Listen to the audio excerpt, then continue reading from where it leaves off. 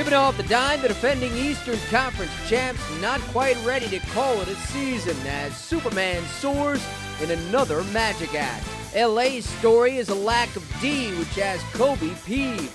We didn't lose the game because of that. We lost the game because our defense sucked. Mike Brown says thanks for the memories. Rob Thorne says not exactly on the Phil rumors. It's time for the dime. We're not going out fighting. We're coming out fighting.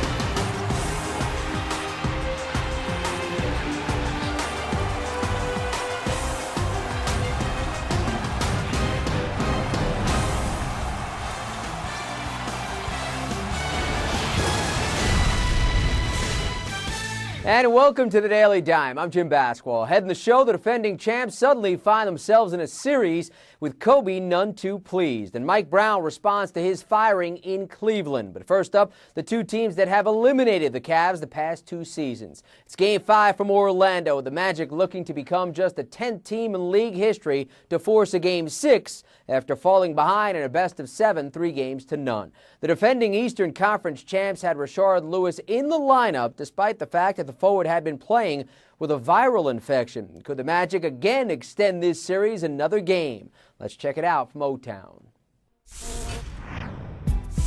Right hour, the Magic looking to live to play another day. It's Game 5 of the Eastern Conference Finals, and Superman soars early. Howard with the send-home. He had 21 points, 10 rebounds, and 5 block shots. One of those swats right here as he trails the play. Rajon Rondo pinned to the glass. It's worth another look. Now, this series has been physical all the way through, and Game 5 was just that. Marcin Gortat, known as the Polish Hammer, well, he laid that hammer on Paul Pierce. The hard foul at the rim. Two players jawing at each other.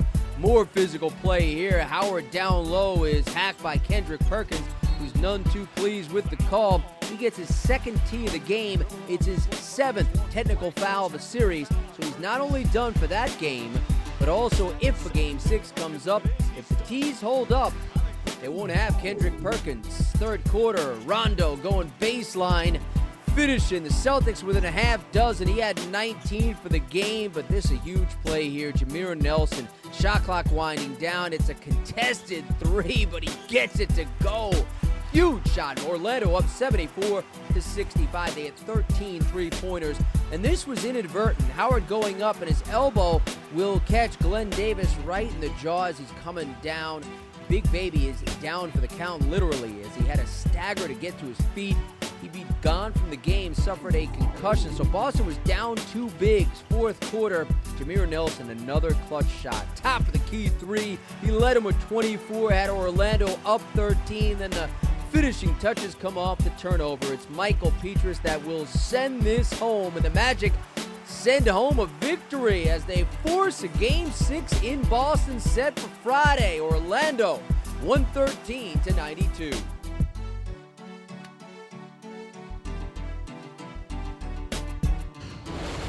Think of the technicals on Perk, and you know that if they both stand, he's suspended for the next game? Didn't think he deserved either one, but he got him. When you argue, it was awful quick, but they called it.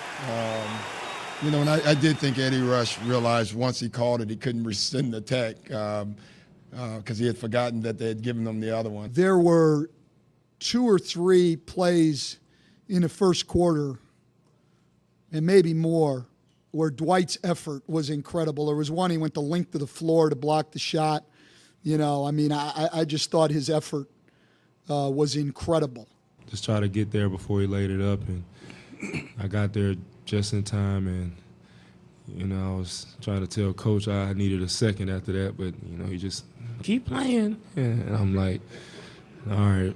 At this point, we believe we can win the series, but we have to stay humble and keep our focus and realize why we won these last 2 games and continue to do that and force them to make changes like we've been doing. So Doc Rivers drops to 7-13 in his coaching career and potential series-clinching games. With coaches that have had as many as 15 such games, that's the second worst record all time. They'll have at least one more chance to improve on that mark this postseason. We hear all the time that the NFL is a copycat league. In the NBA and in college basketball, it seems that everybody runs some version of a pick and roll. And Orlando did. You talked a bit about what Jameer did. They shoot 52%, does Orlando. How much of it's what Orlando's doing? And Coach, how much is what Boston's not doing defensively? Well, part of it is what Orlando is doing, guys, on offense. They do a really good job of forcing the Boston Celtics to commit 2 people on their penetrator. But more than anything, it's the Celtics' breakdowns on defense. Here's an overcommitment by Kendrick Perkins. Kevin Garnett, no weak side help on defense. Here's this next example.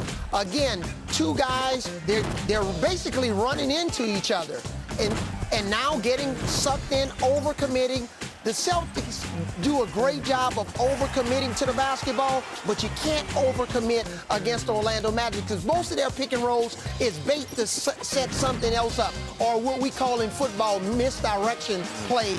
And then when you don't cut off the ball handler, guys like Jason Williams walk in on you and score a layup. So great job by the Orlando Magic with their misdirections, forcing the Celtics defense to overcommit, penetrating and picking. Now the Celtics, and especially their defensive coordinator, Tom Thibodeau, who runs their defense, he's going to have to take a look at those situations with Kendrick Perkins when he gets out of position. Paul Pierce's 18 points on Wednesday gives him 2,007 career points in the postseason. He is the 9th Celtic player to pass $2,000 in the playoffs. This is the first time in Celtic history they have been forced to a 6th game after leading a series 3-0.